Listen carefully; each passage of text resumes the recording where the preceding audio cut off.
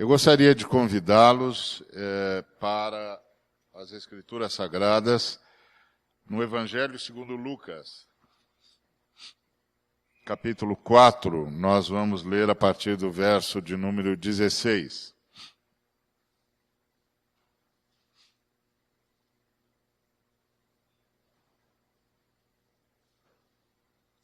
Indo para Nazaré, onde fora criado, entrou num sábado na sinagoga, segundo seu costume, e levantou-se para ler.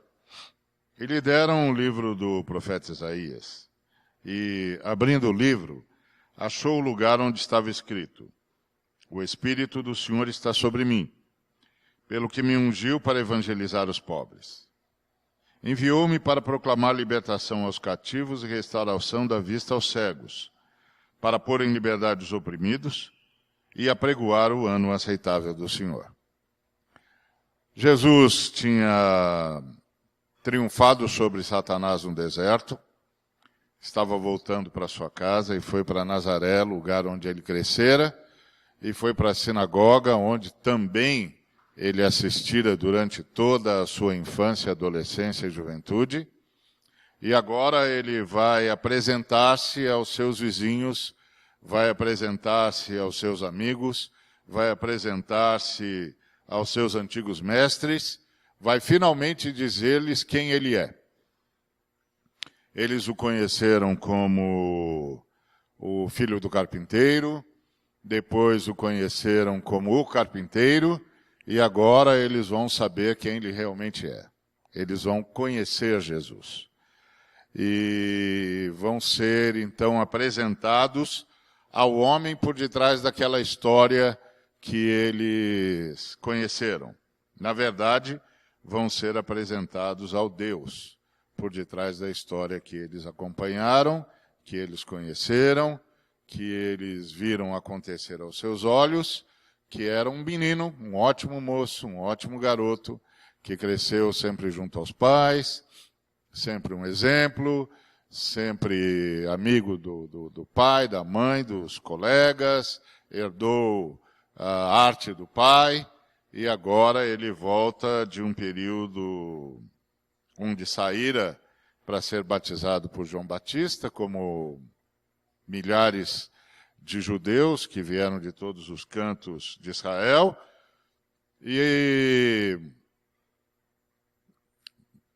60 dias, provavelmente, depois ele reaparece. E vai para a sinagoga e lê o livro de Isaías, e tendo fechado o livro, devolveu-o ao assistente, sentou-se, e todos na sinagoga tinham os olhos fitos nele.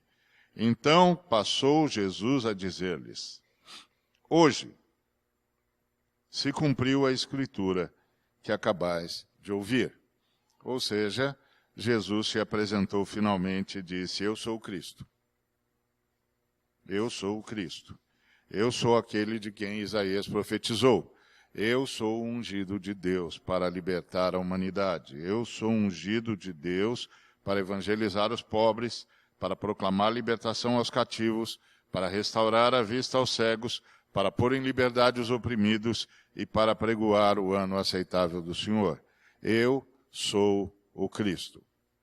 Então, quando a gente quer conhecer Jesus, a primeira coisa que a gente tem de saber é: Jesus de Nazaré é o Cristo, o ungido de Deus para a libertação da humanidade. Se a gente não chega a esse ponto, a gente não chegou a ponto nenhum em relação a Jesus de Nazaré. Eu sou o Cristo. Eu sou aquele que tem a unção, porque a palavra Cristo significa ungido. Eu sou aquele que tem a unção do Pai. Porque a ideia é: Deus me ungiu, o Senhor, o Pai me ungiu, por isso o Espírito do Senhor está sobre mim. Que é a profecia de Isaías. O Espírito do Senhor Deus está sobre mim, porque o Senhor me ungiu. E essa é a ideia. Então, Jesus é ungido de Deus, o Pai, e por isso Deus, o Espírito Santo, está sobre ele. Mas desde quando ele é o Cristo? Ou desde quando o Cristo é? Alguém dirá, bom, Jesus é o Cristo porque foi ungido pelo Pai. Jesus de Nazaré tem história.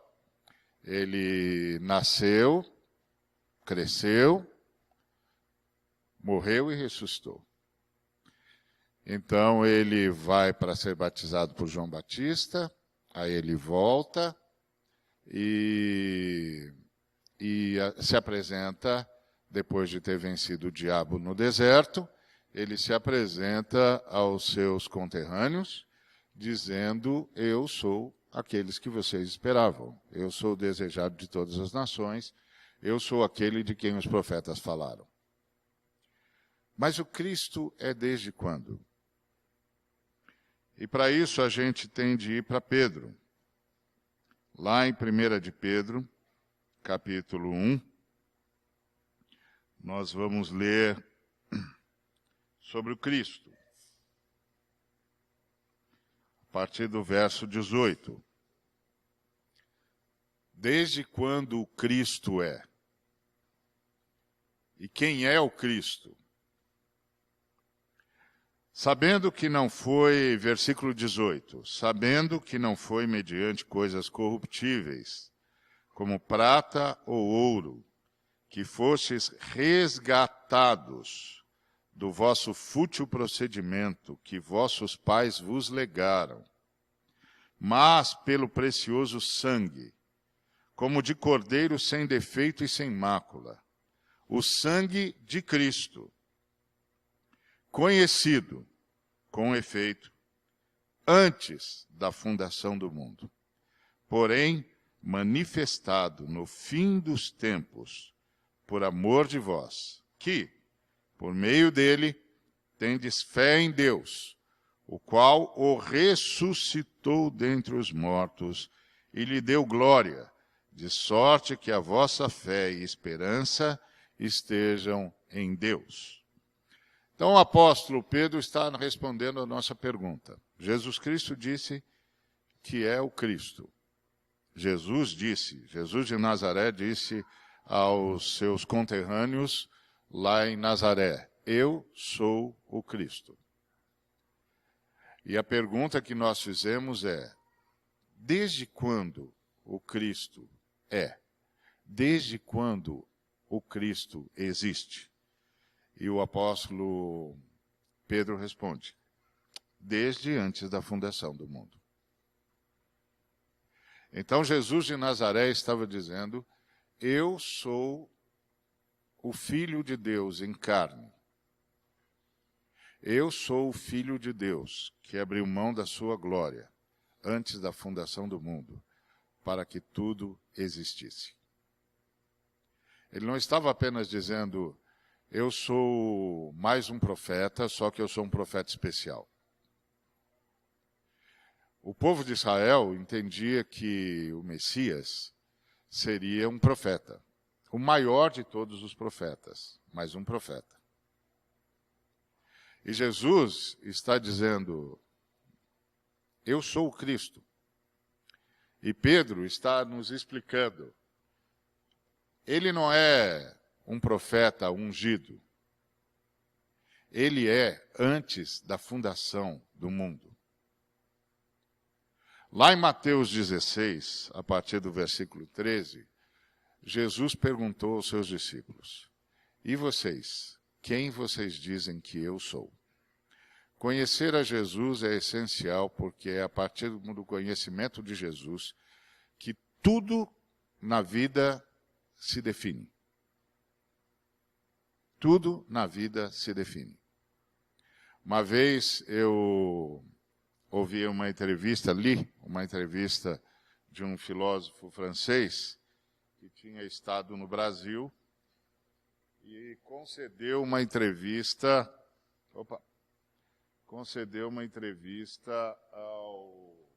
a um repórter, e o repórter lhe perguntou, na sua opinião, qual é o maior dilema da humanidade? E ele respondeu, o maior dilema da humanidade é saber se Deus existe ou não. E o repórter, surpreso, porque o filósofo era tido como ateu, disse, por que o maior dilema da humanidade é saber se Deus existe ou não? E ele respondeu, porque se Deus existe, tem um jeito certo de viver, não se pode viver de qualquer jeito. E esse é o maior dilema da humanidade. Saber se Deus existe ou não, para saber se está vivendo do jeito certo ou não. E quando alguém reconhece Jesus como Cristo, reconhece aquele que é o ungido de Deus, e reconhece, portanto, que não apenas Deus existe, como há um jeito certo de viver, como esse jeito certo de viver foi demonstrado por nós por meio de Jesus de Nazaré. Então, Jesus de Nazaré disse, eu sou o Cristo. E o Cristo é desde quando? O Cristo é desde antes da fundação do mundo. Não foi mediante coisas corruptíveis, como prata ou ouro, que fostes resgatados do vosso fútil procedimento que vossos pais vos legaram. Mas pelo precioso sangue, como de cordeiro, sem defeito e sem mácula, o sangue de Cristo. Conhecido, com efeito, portanto, conhecido e efetivo, antes da fundação do mundo, porém manifestado no fim dos tempos, por amor de vós. Que, por meio dele, tendes fé em Deus, o qual o ressuscitou. Então, Pedro está falando de Jesus. O qual o ressuscitou dentre os mortos, e lhe deu glória, de sorte que a vossa fé e esperança estejam em Deus. Então, o sangue de Cristo é conhecido desde antes da fundação do mundo, e Jesus de Nazaré é a manifestação do Cristo na história da humanidade, e quando eu olho para o sacrifício na cruz, na verdade, eu estou olhando para a manifestação do sacrifício que foi feito antes dos tempos. Então, Cristo é o eterno Filho de Deus, que se fez homem e habitou entre nós. Cristo é o eterno Deus Filho, que se fez homem e habitou entre nós. E antes que houvesse mundo, o Deus Filho se fez o Cristo de Deus. É o que diz o apóstolo Paulo em Filipenses 2, a partir do versículo 5. Tende em vós o mesmo sentimento que houve em Cristo Jesus, que sendo Deus, não se agarrou ao fato de ser Deus, mas a si mesmo se esvaziou e assumiu a forma de servo. E tendo sido achado em figura humana, a si mesmo se humilhou e foi obediente até a morte, e morte de cruz. Então, conhecer Jesus é saber que Jesus é o Deus Filho em carne e osso para nos libertar. Que ele é o Cristo desde antes da fundação do mundo. O apóstolo Pedro, quando Jesus perguntou aos discípulos, lá em Mateus 16, 13, e vocês, quem vocês dizem que eu sou? O Pedro disse, tu és o Cristo, o Filho do Deus vivo. Ao dizer isso, o Pedro estava dizendo muito. Primeiro ele estava dizendo que ele era um ungido para libertar a humanidade, que ele era um Messias, aquele que o Pai ungira para libertar a humanidade, que o Pai escolhera para libertar a humanidade, que o Pai enviara para libertar a humanidade. Mas ele disse muito mais. Ele disse, tu és o Cristo, o Filho do Deus vivo. Então ele disse, tu és Deus, que vieste em carne e osso para nos libertar. E naquele momento, ele estava ao lado de João Batista, decifrando o enigma de Moisés. Porque Moisés propôs um enigma para o seu povo e o seu povo nunca conseguiu desvendar o enigma. O enigma que Moisés propôs ao seu povo foi, ouve Israel, o Senhor nosso Deus é o único Senhor. Só que ele usou para a palavra Deus, a palavra Elohim, que é plural. E ele usou para a palavra único a palavra errad, que é uma forma específica que os hebreus têm de dizer quando falam de conjunto. Quando você usa a língua hebraica para dizer ou a língua hebreia para dizer se você vai falar de um lápis, por exemplo, você vai usar a palavra yahid, quero um lápis. Para de um lápis, você vai usar a palavra yahid. Por quê? Porque é uma peça única. Mas se você quiser dizer um cacho de uvas, você não vai usar a palavra yahid. Você vai usar a palavra errad. Por quê? Porque é um cacho, é um conjunto.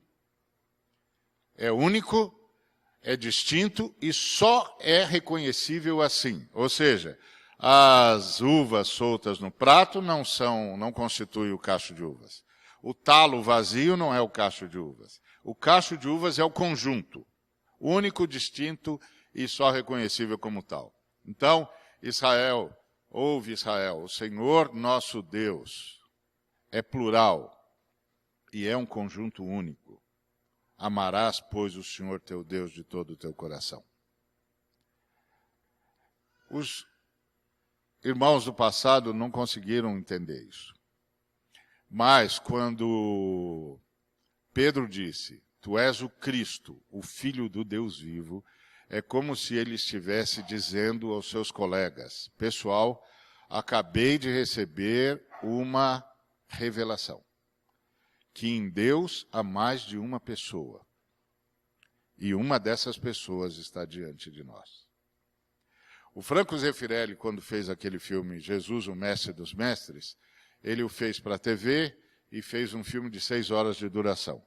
Mas o filme ficou tão impressionante que eles decidiram passá-lo pelo circuito cinematográfico. E aí, então, dividiram o filme em 2 partes de 3 horas cada uma. E a primeira parte, as primeiras 3 horas, terminavam nessa cena em que Jesus é aclamado por Pedro como o Filho do Deus vivo, que veio em carne e osso para nos libertar. E o Zeffirelli filmou da seguinte maneira, que Jesus pergunta aos seus discípulos, e vocês, quem vocês dizem que eu sou? E o Pedro então responde, tu és o Cristo, o Filho do Deus vivo. Então logo ele dá essa resposta, ele cai de joelhos, porque ele se dá conta do que ele acabou de falar. Ele acabou de falar que Jesus Cristo era Deus. Ele acabou de falar que em Deus havia mais de uma pessoa e que essa pessoa estava diante deles. Então, Deus a gente adora. Então, ele caiu de joelhos. E aí o Zeffirelli filma os outros discípulos olhando assustados por Pedro, mas gradativamente tomando a mesma consciência, ou sendo tomados pela mesma consciência que Pedro foi, e ele fecha a cena com Jesus no centro e todos os discípulos ajoelhados em volta dele. A gente não sabe se foi assim, mas que poderia, porque foi exatamente isso que Pedro disse. Tu és Deus que vieste em carne e osso para nos libertar. E isso é a igreja. A igreja é o grupo de seres humanos que tem essa consciência. A igreja é o grupo de seres humanos que tem a consciência de que Deus é triuno. A Trindade é Deus. Pai, Filho e Espírito Santo, um só Deus. Que uma das pessoas de Deus veio buscar o homem. Abriu mão da sua glória, não abriu mão da sua natureza, mas abriu mão das suas prerrogativas e assumiu a forma de servo.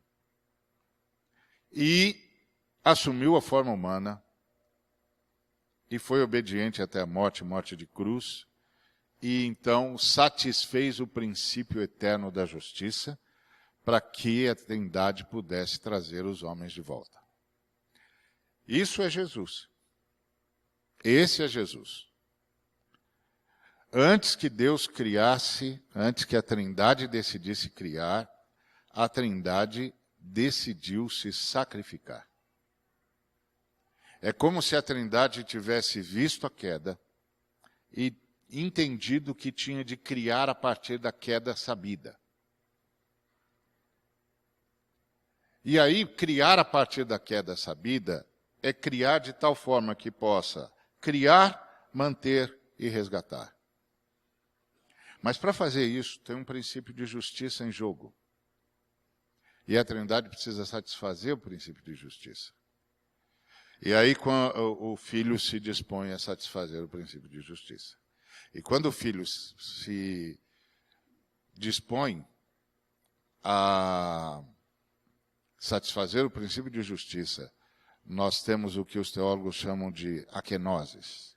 O Deus Filho se esvaziou. Abriu mão da sua glória. E eu me lembro de uma senhora que, certa feita, me perguntou, ela era esotérica, e ela disse, pastor, tudo que existe, existe em Deus? Eu disse, sim, senhora. É em Deus que nós vivemos, nos movemos e existimos. Está registrado em Atos 17, 28. Ela disse, pastor, nós todos pecamos? Sim, senhora. Romanos 3, 23. Todos pecaram e carecem da glória de Deus. Pastor, Deus é santo? Sim, senhora. Sede santos porque eu sou santo. 1 de Pedro 1,16. Sim, senhora. Então Deus é santo, nós existimos de Deus e nós somos pecadores. Sim, senhora. Como é que um Deus santo carrega pecadores? A santidade de Deus não devia jogar a gente para a inexistência?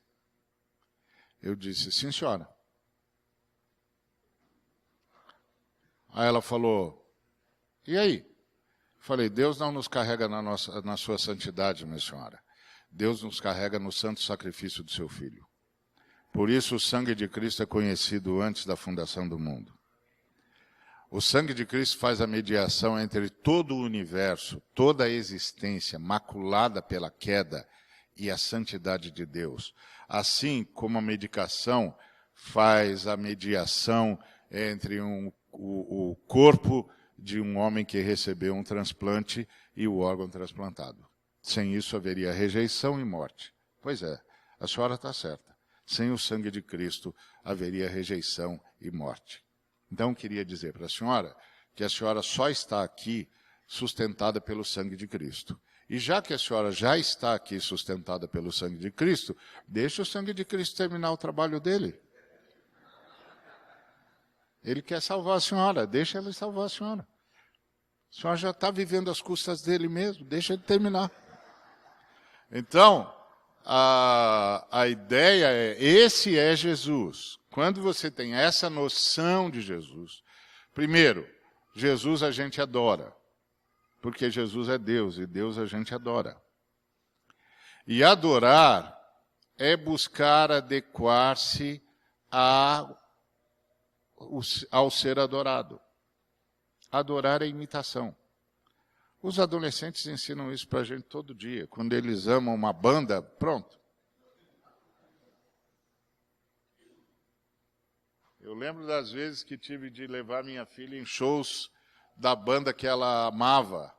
E eu ficava horas ali sentado dizendo, Jesus, não basta ser pai, tem de participar. Eu ouvindo aquela música que ela achava maravilhosa. E aí ela dizia, então pai, o que você acha? Ah, filho, eu acho que você está feliz, que bom que você está feliz. Então, e o quarto dela só tinha fotos dos camaradas. E as roupas dela pareciam com as roupas dos camaradas. E se ela fosse homem, ia cortar cabelo igual os camaradas. Porque ela os adorava. E a adoração se manifesta na imitação. Não é apenas o que você diz acerca de alguém, mas como você se porta em relação a alguém que diz o quanto você o adora ou não. Então, Jesus a gente adora. E, movidos pelo Espírito Santo, nós somos imitadores de Jesus. Só que é uma imitação muito mais profunda, porque ela é construída de dentro para fora. E não de fora para dentro. Não é a mudança de forma de vestir ou qualquer coisa externa que fala da nossa adoração a Jesus. É o que acontece a partir da gente, de dentro para fora. Porque essa é a beleza de como somos atraídos por Jesus. É como se eu tivesse visto um metal sendo atraído pelo ímã, e aí eu pergunto para o ímã o que você está fazendo, e o ímã me diz, estou atraindo o metal. Aí eu chego até o metal e pergunto, por que você está indo em direção ao ímã? Está sendo atraído por ele? E o metal diz, não, estou indo porque quero. Aí eu volto lá para o ímã e digo, olha, eu falei com o metal, ele disse que está vindo porque quer. E o ímã me diz, é porque eu atraio de dentro para fora. Não é uma imposição, é uma atração. Ele se encontra comigo, eu me encontro com ele e eu o atraio de dentro para fora. Ele voluntariamente quer ser cada vez mais parecido comigo. Assim é Jesus. Jesus é o Cristo. Jesus é uma das pessoas de Deus, da unidade teocêntrica. A Trindade vivia no estado de festa, como dizia o João Damasceno do século VII. Vivia em pericorese, estado de festa. Aí a Trindade decide criar, tem de sair do estado de festa. Porque um dos membros da Trindade vai ter de se esvaziar, vai ter de abrir mão das suas prerrogativas divinas, vai ter de se assumir o Cristo, aquele que vem para libertar. As outras duas pessoas da Trindade também se esvaziam de certa maneira, porque criar já é se esvaziar. Basta você pensar que nós estamos aqui, Deus está aqui, a Trindade está aqui. Mas está aqui de tal maneira que nós podemos ter consciências livres e conversar e ouvir um ao outro, ou nem ouvir. Enquanto eu estou falando, você está pensando em outra coisa. Não tem problema. Mas Deus está aqui. Agora, se Deus adensar a sua presença aqui, a gente vai cair de joelhos. Se ele adensar a presença dele ainda mais, a gente vai cair de rosto em terra. Se ele adensar ainda mais a presença dele, a gente vai perder os sentidos. E se ele adensar plenamente a presença dele, a gente vai morrer. A gente anda em espaço cedido por Deus. A gente pensa em espaço cedido por Deus. A gente acerta e erra em espaço cedido por Deus. E quem garante tudo isso? O sangue de Cristo. Por isso todas as coisas foram criadas nele e para ele. E arremata o apóstolo João. Sem ele, nada do que foi feito se fez. Isso é a igreja. A igreja é a detentora dessa verdade. O apóstolo Paulo chamava essa verdade de o mistério da piedade. De como Deus abandonou a sua glória. Foi achado em figura humana. Foi reconhecido pelos homens. Aclamado pelos anjos. E recebido no céu. Isso chama-se o mistério da piedade. A igreja é detentora desta verdade. É esta verdade da qual a igreja é coluna e baluarte. Ser membro da igreja é ter essa revelação. Quando Pedro disse isso para Jesus, tu és o Cristo, filho do Deus vivo. Jesus disse, você é um homem feliz, Pedro. Porque você não sabe isso porque pesquisou na internet. Você não sabe isso porque você é esperto. Você não sabe isso porque você é inteligente. Você sabe isso porque meu pai contou para você. A igreja é a reunião das pessoas a quem o pai contou quem é Jesus. E que querem viver como Jesus e que querem anunciá-lo o tempo todo. Porque estão buscando outros que, porventura, tenham recebido também e venham a receber também essa informação e venham a se tornar adoradores de Jesus E são os adoradores de Jesus que lutam pela humanidade. Ouvi um filósofo da PUC sendo entrevistado num programa de TV, acho que da Cultura, se eu não me engano, e o entrevistador disse: você acha que os cristãos vão dificultar essa luta pelos direitos humanos? E ele disse: sem os cristãos não haveria noção de direitos humanos. Foram os cristãos que saíram pelo mundo dizendo que todos os homens são iguais. Foram os cristãos que saíram pelo mundo fazendo rede social de proteção à criança. Foram os cristãos que saíram dizendo que tinham de honrar os idosos. Foram os cristãos que reviveram e reavivaram a democracia. Sem os cristãos não haveria direitos humanos. Ouvi um outro analista tentando explicar a Primavera Árabe, que parece que ainda não deu certo. Talvez na Tunísia tenha dado. E perguntaram para ele: o que você acha que está acontecendo, uma vez que a maioria da população dessas nações são de uma religião determinista, portanto, de uma religião que prega que tudo acontece segundo a vontade de Deus? Por que eles estão protestando se tudo acontece segundo a vontade de Deus? E aí esse analista disse: são os cristãos. Aí o entrevistador disse: por que os cristãos? Os cristãos estão atravessando as fronteiras. Eles não estão se tornando cristãos. E o camarada disse: não, eles não estão se tornando cristãos, mas eles estão ouvindo os cristãos. E só os cristãos lutam por liberdade. Só os cristãos gritam por igualdade. Só os cristãos se levantam contra a escravidão. Só os cristãos acreditam que Deus é amor e que há coisas que são de acordo com a vontade de Deus e coisas que são contra a vontade de Deus, e que o que é contra a vontade de Deus precisa ser sanado. Só em território cristão há luta pela liberdade. Só os cristãos gritam por liberdade. São os cristãos. As ideias deles estão atravessando as fronteiras. Isso é Jesus de Nazaré. A consciência de Jesus de Nazaré nos faz conscientes da humanidade.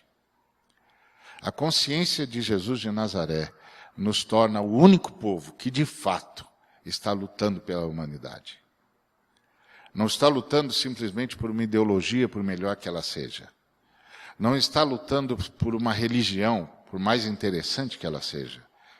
Está lutando pela noção de humanidade. Porque Deus criou a humanidade à sua imagem e semelhança. E Deus amou a humanidade de tal maneira que deu o seu Filho unigênito, para que todo aquele que nele crê não pereça, mas tenha vida eterna. Deus veio buscar o que se havia perdido. Buscar e salvar. E para isso Deus Filho abandonou a sua glória. Se a gente estivesse no dia em que Jesus disse: quem quiser vir após mim, a si mesmo se negue, tome a sua cruz e siga-me, e a gente lhe perguntasse: e o Senhor? Quando o Senhor se negou? E a partir de quando o Senhor tomou a sua cruz? Ele nos diria: desde antes da fundação do mundo. Desde antes da fundação do mundo eu venho carregando a minha cruz. E quando eu a plantar no Gólgota, tudo estará consumado. Eu sou o Cristo de Deus. Eu vim buscar e salvar o que se havia perdido. Eu vim buscar a humanidade. Nós cristãos precisamos recuperar essa noção. Nós somos aqueles que lutam pela noção de humanidade. Porque nós sabemos que Deus criou o homem à sua imagem e semelhança. E o homem, em Gênesis, não é o ser do sexo masculino, é o casal. Quando o Pai disse: façamos o homem à nossa imagem e semelhança, quando é que esse homem ficou pronto? Quando ele disse: por isso deixa o homem pai e mãe, se une à sua mulher e se tornarão ambos uma só carne. A palavra traduzida por uma em uma só carne é errad. Por isso deixa o homem pai e mãe, se une à sua mulher e se tornam como nós, uma comunidade, uma família. Então, quando Deus terminou de criar o homem à sua imagem e semelhança, havia duas famílias no universo. A família Deus e a família homem. A família homem se perdeu. Um dos membros da família Deus veio buscar a família homem. Jesus de Nazaré, o Cristo de Deus, verdadeiramente Deus e verdadeiramente homem, e que nos instrui a sermos como Ele, a nos esvaziarmos em favor do próximo, porque nós estamos aqui como Ele, lutando pelo resgate da humanidade. Que Deus nos abençoe.